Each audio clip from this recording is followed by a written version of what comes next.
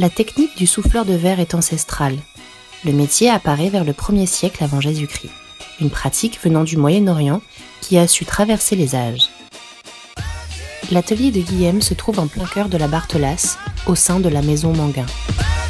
Je suis stylée ou pas? Il y a un début de quelque chose. Bonjour Guillaume. Bonjour. Merci de nous accueillir dans ton atelier. Est-ce que tu peux te présenter un tout petit peu? Bien sûr. En 2 mots. Ouais. Je m'appelle Guillaume Saudré, je suis originaire d'Avignon et j'ai 26 ans. Voilà. Et ça fait 7-8 ans que je suis souffleur de verre, on va dire. Donc je te remercie déjà de m'avoir offert cette tenue magnifique que vous pouvez observer. Donc tu peux nous en parler. Là on est sur une blouse de protection. Exactement, ouais. Alors moi je suis souffleur de verre, mais je Oui. fais d'autres techniques dans le monde du verre. Et quand on travaille en verrerie de laboratoire ou au chalumeau, comme vous avez ici, on met une petite blouse. Parce qu'il y a des petits éclats des fois qui partent, et le verre étant chaud ou coupant, ça évite de se blesser. Et ça? Et ça, c'est pour enlever le voile qu'il y a quand on travaille au chalumeau. D'accord. Donc là je suis parfaitement équipée pour être un souffleur de verre, on dit. Une apprentie déjà. Une apprentie Voilà. souffleur de On va verre. partir par le début. C'est ça, parce que c'est ce qui va se passer. Exactement. Tu vas m'apprendre à faire des choses incroyables Tout à fait. un peu plus tard. Quand t'es venue l'idée de devenir souffleur de verre? Quand j'étais tout petit, j'avais 4 ans, et j'étais chez mon grand-père, l'endroit où il y avait une télé, que j'avais pas de télé, et j'ai vu un reportage dessus à la télé, et j'ai été fasciné quoi, par cette espèce de petit soleil que le mec arrivait à travailler au bout d'un outil, sans rien, en plus il était en short, tout nu, c'était fascinant. Et l'idée est restée en fait, l'idée avait germé dans ma tête, elle est restée au fil des années. Et quand j'ai grandi, quand j'étais au collège, j'ai fait des stages dans le vitrail. Donc j'ai fait une formation Tiffany et vitrail au plomb traditionnel. La vitrailliste m'a dit mais du coup tu peux être vitraillé? Je dis bah non, moi je vais être souffleur de verre. Elle m'a fait connaître un verrier avec qui j'ai pu le tester un petit peu, qui lui m'a parlé d'une école, qui est l'école de Moulin-Iser dans l'Allier.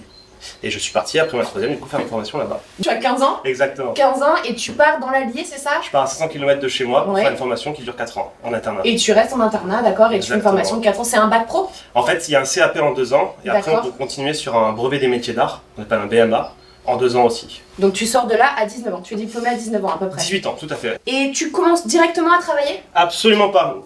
Voilà. Le monde du verre, c'est un monde qui est un peu compliqué, on va dire, surtout nous les souffleurs de verre pour travailler dedans. Parce qu'il y a, c'est un métier qui est très long à apprendre. Il faut compter entre 10 et 15 ans pour former un verrier. Donc quand on sort du lycée déjà, on ne connaît rien. Et en plus de ça, si on veut s'installer, imaginons on a un peu d'expérience, on a travaillé un petit peu à gauche à droite, on veut s'installer, il y a un coût financier qui est énorme, parce qu'il faut des fours de fusion. Il faut savoir que la matière verre, elle fond à peu près à 1180 degrés. Enfin, on la travaille à 1150 degrés. On la fond à peu près pour arrondir, on va dire 1300. Donc ça, il faut chauffer énormément et on consomme en moyenne, pour faire une estimation un peu haute, 2 tonnes de gaz par mois. Donc ça a un coût économique énorme.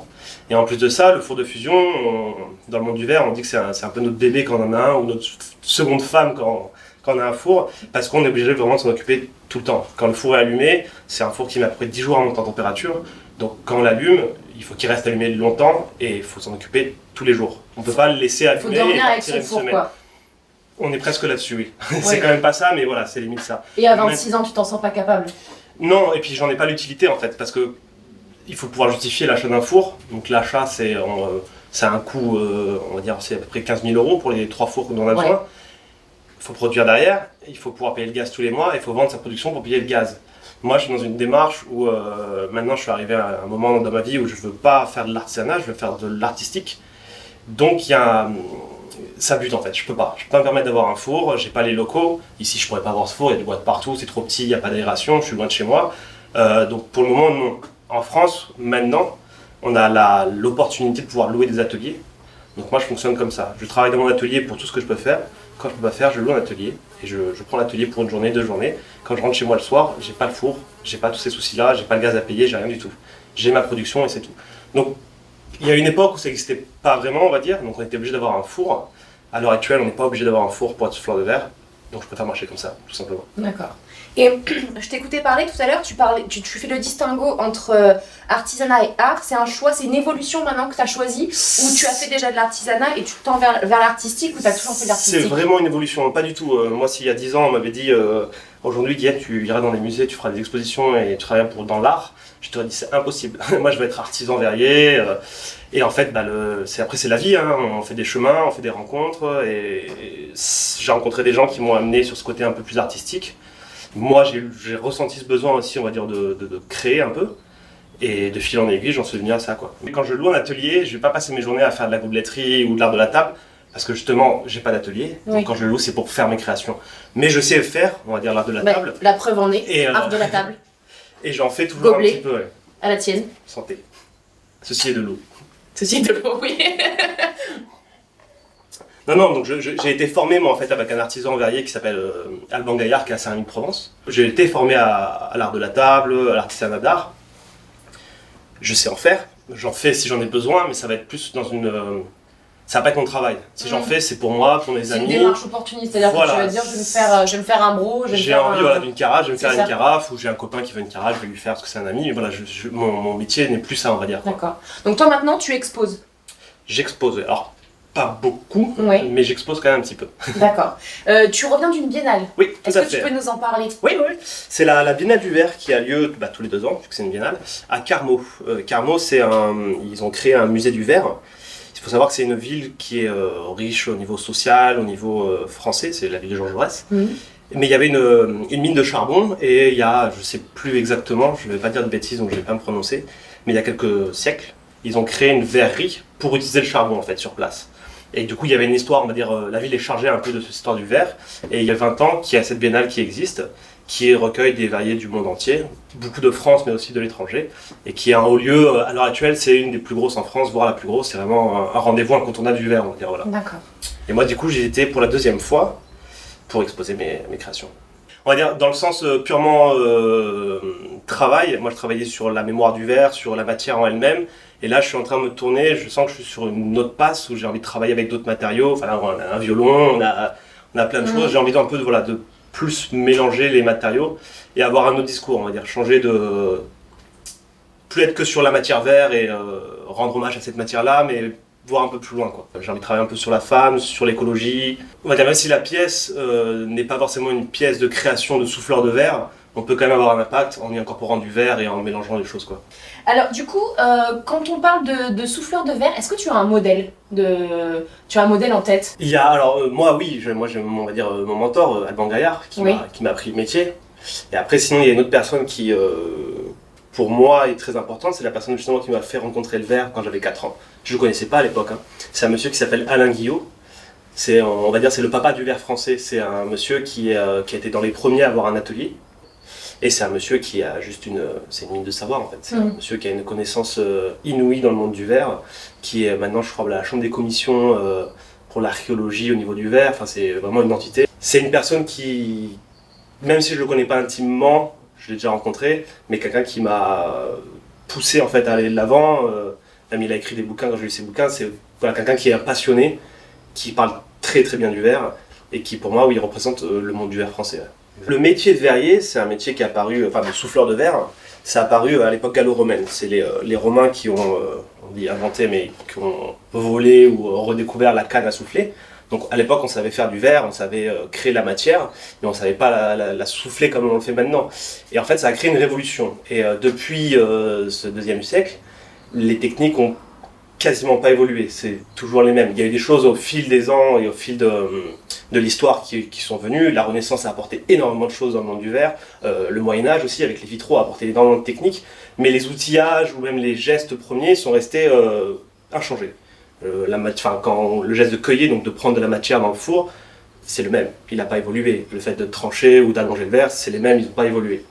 Donc en soi, le métier n'a pas évolué d'un point de vue technique, bien qu'un petit peu, mais d'un point de vue personnel, d'un point de vue artisan ou artiste, ça a énormément changé. Quand c'était au 2e siècle, il y avait du verre pour faire des contenants. Maintenant, le verre, vous en avez partout. Vous en avez dans vos comptes pour isoler, vous en avez pour voir l'espace, vous en avez pour voir le microscopique, vous en avez dans vos vêtements, vous en avez sur les yeux pour voir mieux. Donc oui, le verre a pris une tournure maintenant. Sans le verre, on n'existerait pas. C'est la nouvelle révolution. Et d'un point de vue purement artisanal et artistique, oui, le verre a énormément aussi. Parce qu'il y a, comme je disais, il y a un siècle, il n'y avait pas de petits ateliers, il n'y avait pas d'artisanat, c'était plus du façonnage à la main, mais d'un point de vue un peu industriel, c'est pas vraiment ça, mais on va dire un peu comme ça. Alors que maintenant, il y a beaucoup plus d'ateliers d'artisans, donc qui sont dans leur atelier avec leur propre création, que ce soit de l'art de la table ou de l'artistique. Et à l'heure actuelle, en 2020, enfin 2019, il y a une réalité économique maintenant qui est difficile quand on sort du lycée ou même quand on a un peu d'expérience. Maintenant, on peut remédier à ça en louant des ateliers. Il y a aussi un côté purement humain, mais c'est bête à dire, il y a un siècle, il y avait très peu de femmes dans le monde du verre. Maintenant, il y en a énormément et ça apporte un renouveau et j'imagine que du coup, c'est un dynamisme qui est forcément comme dans tous les domaines. Oui. Hein? Peut-être pas, on va peut-être pas aller jusque-là, mais ça apporte vraiment une nouvelle vision. On va pas aller jusque-là. Si, on va aller jusque-là, Guillaume. Donc tu disais le fait qu'il y ait maintenant des souffleuses de verre. Oui, on dit souffleuse de verre. Les souffleuses de verre, ça a verrière, sinon, mais c'est pas très beau. Moi, j'aime bien verrière. Bah, ça me fait penser à la verrière. Je suis un peu une verrière en fait là. Apprenti. Toujours pas. Au bout de 10 minutes de conversation, je suis toujours pas verrière. Toujours pas, ouais. Bon, on verra après l'atelier. Exactement. Pour toi, quelles sont les qualités fondamentales d'un bon souffleur de verre? Ou d'une souffleuse de verre? Il y en a une qui est primordiale, c'est la patience, déjà. Parce qu'il faut être très très patient. C'est un métier qui est très très dur à apprendre, qui est exigeant. Il faut être pointilleux et il faut surtout pas baisser les bras, quoi. Ah ouais. Bon, du coup, je pense que pour moi, c'est mort. On verra ça après. C'est sauvé. Donc là, on va passer à l'atelier. Donc comme vous l'avez vu, je me suis déjà habillée pour l'atelier. Hein. J'ai pas fait ça juste pour faire du cinéma. Donc maintenant, tu vas m'apprendre une technique. Quelle sera cette technique? Bah, on va commencer par les bases. Je vais te faire chauffer un bout de verre pour que tu vois un peu comment ça réagit. Et tu vas essayer de tourner une baguette. Je me retourne vers mes collègues pour savoir si contractuellement j'ai le droit. Est-ce que les assurances suivent? Ça va. Ça va aller? Bon. Après, alors... ça dépend de la hauteur des dégâts, mais... Ok. Allons-y alors. T'as confiance? Oui. Moi ne sera pas la première personne qui essaye. Hein. C'est vrai? Oui. Et on est à combien en ratio de blessures? Pour le moment, je crois que je suis à 0. Donc c'est pas ok. Je serai la première alors.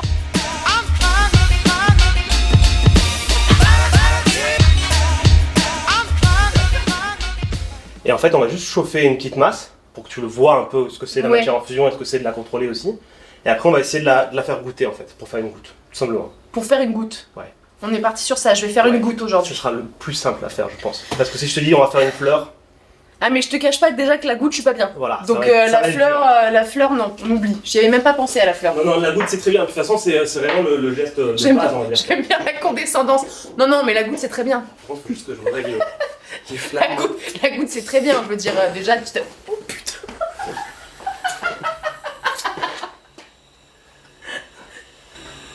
Mais quelle idée! Si ça pète, c'est normal. Si quoi qui pète? Si vous entendez paf, c'est pas grave. Mais comment ça, c'est pas grave? D'accord. Le but, c'est que tu vas prendre cette baguette de verre. Le verre, c'est un matériau qui est très peu ductible, donc il ne conduit pas la chaleur. Donc il ne faut pas avoir peur de travailler près. Là, tu vas avoir une flamme. Ah, je vais pas brûler les doigts. Voilà. Comme par exemple avec de l'acier. Exactement. Qui est ductible. Qui est très ductible. Donc tu vas travailler comme ça, c'est un peu trop loin. Oui. Faut pas se mettre là non plus parce que tu imagines que tu vas te brûler si tu te mets là. Oui. Parce que mes doigts ils sont ductibles. Oui, tout à fait. Ils sont hyper ductibles. C'est de la peau surtout. Je m'en suis rendu compte 2-3 fois quand je cuisine, ils sont hyper ductibles. Donc tu vas te mettre à peu près au milieu de la baguette. Ouais. Et tu vas venir chauffer le bout de la baguette dans la flamme. La flamme, elle va être à peu près longue comme ça. Faut pas chauffer ici. Parce que là, tu vas boucher les buses. Et il faut pas chauffer trop loin parce que... Au bout, ça chauffe pas sinon. Donc faut se mettre à peu près au milieu de la flamme. Ok. Ensuite, le verre en fusion, c'est une matière qui est vivante. C'est pas un liquide, mais c'est très visqueux. Donc si tu chauffes comme ça, sans tourner, ton verre il va tomber. D'accord. Donc il faut maîtriser la matière. Donc il faut imprimer un mouvement. Il faut continuellement tourner. D'accord. Tu t'arrêtes de tourner, la pièce tombe. Ok. Donc l'exercice, ça va être de tourner régulièrement. Ok. Sans donner des grosses accélérations, donc de chercher à aller vite. Tourner régulièrement pour chauffer la masse. Quand la masse est bien chaude, on pensera à la baguette. Et la goutte va tomber toute seule. D'accord. Tu me donneras les étapes. Tu me guideras en termes de... Bien sûr. Bah, de toute façon, je te montre une fois. Parce que je vais pas prendre d'initiative, je te le dis. Je te montre. Comme ça, déjà, tu as le visuel. Oui. Et après, on fait ça. Bon, normalement, il faut mettre des lunettes, hein, on va dire. Mais moi, j'ai des lunettes. Voilà, tu verras. Moi, j'ai une blouse. Moi, je connais. Donc, tu chauffes un peu loin au début, juste pour donner un peu de chaleur au verre pour éviter qu'il casse. Et après, tu te mets ici. Si tu veux enlever les lunettes 2 secondes pour voir la différence, tu vas comprendre de suite à quoi ça sert. Ah ouais! Ah, c'est fou! C'est-à-dire qu'il y a une énorme flamme jaune que moi je ne vois pas. Tu as le gros halo et ça enlève le halo. Donc ça permet de travailler. Parce que moi, là, en fait, Là, je peux chauffer, mais je ne vois Tu vois absolument pas. rien Moi, de ce qui se passe. je vois l'embout qui rougit Voilà, ouais. et qui se transforme. Mais toi, tu le vois pas ça. Exactement, ouais. Et vous non plus, vous le voyez pas. Ouais, vous avez pas les lunettes. C'est comme ça. Donc, tu vois, je tourne continuellement et je masse le verre. Tu vois, ça fait commence à faire une petite boule. C'est trop beau. Quand tu as une petite boule, tu vas Fais chauffer pas un, tes doigts, tu me fais peur. tu vas chauffer un peu plus derrière. Je te montrerai avec les pincettes. C'est trop beau. Donc là, tu as ta boule qui s'est formée, tu vois. On va chauffer un peu derrière en penchant. Ok? Oui. Sous l'effet de la gravité, bah, le verre il s'allonge. Et en continuant, Ah, c'est génial. voilà, là c'est assez chaud, donc on le laisse. Et voilà, on a une goutte en verre. Ça tue. Je vais pas y arriver, mais ça tue. Une fois que tu as ça, tu entends un petit peu que ça se fige, que le verre refroidit. Et tu casses après? Et on va pas casser, on va prendre ça, hop, on coupe au feu. Ah, Et c'est voilà, trop beau. on la pose là. Et après ça, on le jette parce que ça va pas être utile pour la suite. Voilà, donc je te l'arrange un peu. Vous êtes prêts à assister à un échec? C'est Ce qui est- maintenant. C'est c'est- maintenant. L'échec, c'est maintenant. Ouais. Alors,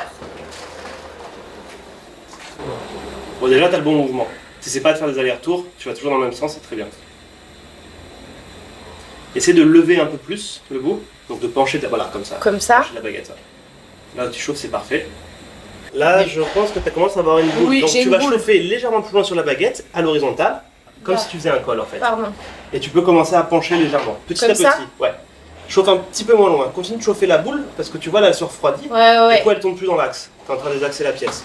Je comprends. Je suis en train de complètement désaxer la pièce là même. Et là, voilà, là, t'as foiré. Là, j'ai foiré complètement. Parce Mais que t'as j'avais donné, t'as donné j'avais du retard, ouais. du coup, ça coule plus. Du coup, c'est dégueulasse. Donc, ce que tu peux faire pour rattraper ta bêtise, c'est chauffer juste ça, Ouais. arrête de tourner. Voilà. Voilà. C'était un échec. Franchement, Non, mais c'est pas si mal. ça reste une goutte. Ça reste une goutte. Et surtout, tu m'as épaté parce que ce qui est Tu compliqué, peux nous dire comment je t'ai épaté? pour une première fois, c'est pas mal. Écoute, oui, je suis assez d'accord. Donc, je te prendrai pas en apprentissage. Mais, Non. et la baguette, n'oublie pas que c'est bouillant, donc tu t'amuses pas avec, tu la poses sur le rack en bois. Ok. Voilà. C'est D'accord. comme ça qu'on se brûle. D'accord. Et tu vas couper le chalumeau. Alors, on coupe l'oxygène en premier, c'est la molette qui est à gauche. Donc on la visse, voilà. Et on coupe le gaz. On cherche pas à serrer, voilà, juste on. Impeccable. Bravo. Aucune blessure. Alors, en ce moment, je fais des nids en verre. C'est quoi? Montre-nous ce que c'est un nid en verre. Comme je vous disais, je travaille pour un artiste qui s'appelle Stéphane Guirand. C'est une installation d'art C'est chaud. contemporain. Je me suis brûlée. J'ai touché la goutte. Faut pas. Et je fais des nids en verre, des nids d'oiseaux Ah. en verre. Voilà. C'est trop chouette. Donc en fait, tous les éléments qu'il y a là, c'est des petits éléments qui sont filés. Donc on prend la baguette, on les tire, on donne une courbe. D'accord. Après, tout est collé à froid. Et donc, Avec une tu peux colle nous spéciale. rappeler le nom de l'artiste? Stéphane Guirand. Et donc, c'est comment elle se passe votre collaboration? En fait, lui, c'est le verrier avec qui je travaille, qui travaillait avec lui à la base. Et un jour, il avait besoin d'une personne du monde du verre et un peu polyvalente Oui. pour faire ses créations. Donc lui, en fait, fait la conception. D'accord. Et Lui, après- il design l'objet et toi, Voilà, tu lui, il a l'exécutes. les idées. Et après, on en D'accord. parle ensemble. On voit ce qui est faisable, pas faisable. On a fait des prototypages. Des fois, ça peut durer 2 jours comme 6 mois. Mhm. Et une fois qu'on sait ce qu'on veut faire, on lance la production et on fait les pièces. Bon, Guillaume, tu nous as bien parlé de ton travail. Maintenant, présente-nous quelques-unes de tes œuvres. Et en fait, j'ai fait un travail sur la mémoire du verre, parce que le verre, c'est un matériau qui, comme je disais, qui est exigeant. En fait, on a fait un parallèle entre la mémoire du verre et la mémoire du verre par rapport aux humains, donc le monde verrier. Et j'ai énormément utilisé la technique du craquelé, en fait. On va jouer avec une contrainte du verre. Le verre, c'est un matériau qui ne supporte pas les chocs de température. Et en fait, moi, à chaud, je vais venir le tremper dans l'eau pour le casser, en fait, et l'utiliser en décor.